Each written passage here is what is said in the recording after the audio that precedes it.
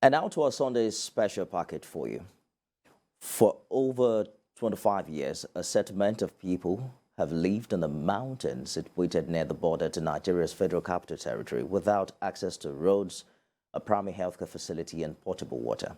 Pregnant women at the point of delivery often lose their lives before descending from the mountain to seek access to healthcare. Now, how did they get there, and what do they want government to do for them? Niger State correspondent Chineme Obamae takes a look at their situation.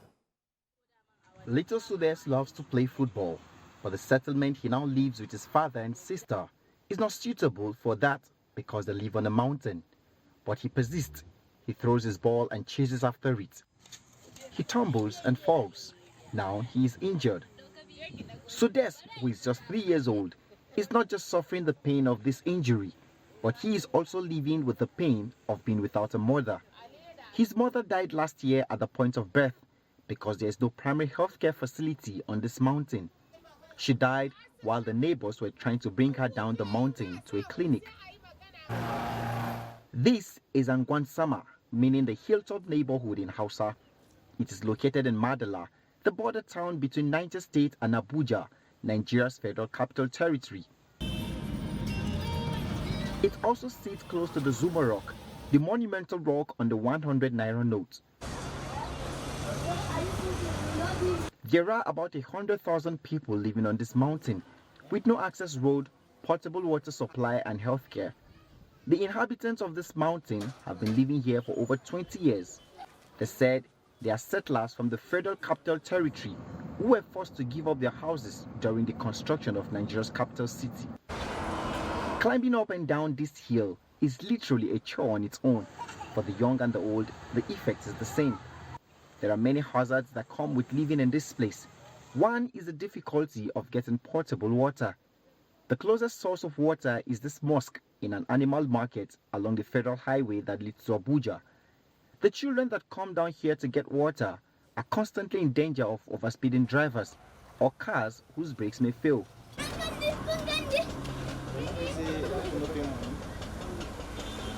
They pay 20 naira for a bucket of water and begin the uphill task of climbing up the mountain with their buckets of water. Sometimes they make this trip 10 times a day till they get sufficient water for their household. Their mothers are not happy with this. They say some of them have developed persistent backaches and neck pain. There are also challenges of maintaining relationships, as it is hard for friends and relations to visit because of the inaccessibility of roads. Our challenges are much, but the worst of them is road and water. Whenever someone is sick, getting drugs is usually a difficult task, so also is getting water. Our children are developing backaches and neck pain carrying water. They manage here now. Easy by post because of lack of money.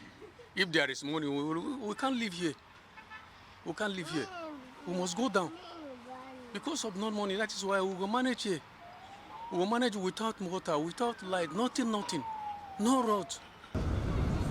There is no primary healthcare facility here, not even a drugstore. This has a likelihood of increasing child and maternal mortality.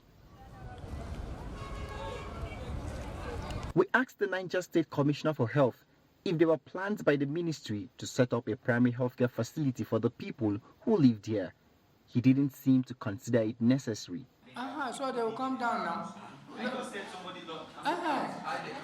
How they climb up, they should climb down. So I can't put facility there. If we fetch water like 2-3 times, we'll not be able to go down or come up again to go and get water again. Or the errand, because we do not have many places to get something around here. So we have to still go down and come before we get something to buy here. But it's hard, but we have no choice to take it like that. Also, when a woman is in labor, before you get someone to take her down the mountain to the hospital, some lose their lives. We want help with drilling of borehole, and a primary health care facility should be provided where we can at least get emergency treatment. People here are mostly small retail traders. who sell fruits in the popular Zuba market down the hill and return here after every day's trade. While moving around the neighborhood, I met this young man whose dream of being a professional footballer was put on hold after an accident on his way to see his agent. He was raised in this neighborhood and now he tries to keep that dream alive by stretching his legs using crutches to walk around this neighborhood. Is living in this place because this place is very high for me to be going down. Even if you look my hand, this is my hand here, because of these crutches. If I'm coming up with hard, I used to use strength to climb. So if I can find a place that will be down for me, so I can stay down, will be better. So I'll be practicing the leg because of this hill. That's why I still use the crutches, because I don't want to fall. But if it's level ground, can still be managing it gradually. Before you know, you go back to the socket.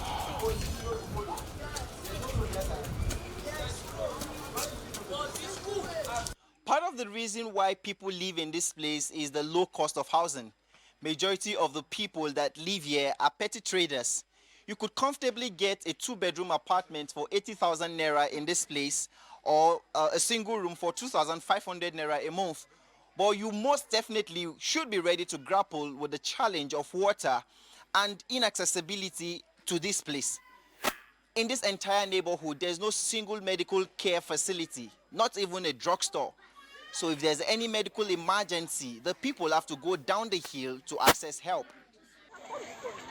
Primary education is greatly needed in this place, but there's only one primary school up on this mountain with no form of governmental support. Most of the children within the ages of 3 and 12 get their basic education here. The proprietor says she and her husband founded this school over 20 years ago with the sole purpose of providing education for the teeming population of children on this mountain. We need the government to supply like textbooks, especially to the vulnerable children. These children that, some of them, as you have seen them, without uniform, many of them don't have textbooks, no good road. We need to upgrade the school. You can see the buildings and the rest of them. And then, to help, if there is a way to help these children, that is, give them free education. We have many of them that cannot pay school fees at all. Many of them that cannot pay school fees. If government can help us, as you can see, in this area, there are more of houses. So we need help from the government so that these children can, go further in education. For these people, except the government or donor agencies come to their aid, these will continue to be their reality. Child and infant mortality will go on unabated on this mountain. It's an Herculean task climbing up to this neighborhood that sits on this mountain. Politicians will soon be here to canvass for the votes of these people because it is the election season. What is of utmost priority to them, they say, is water. That if borehole can be drilled in this place and pipes laid up to bring them water, it will cut short their hardship, and also good road accessibilities so that pregnant women will no longer lose their lives trying to go down the hill in search of medical facility. Chanemi Bameyi, TVC News, Madala, Niger State.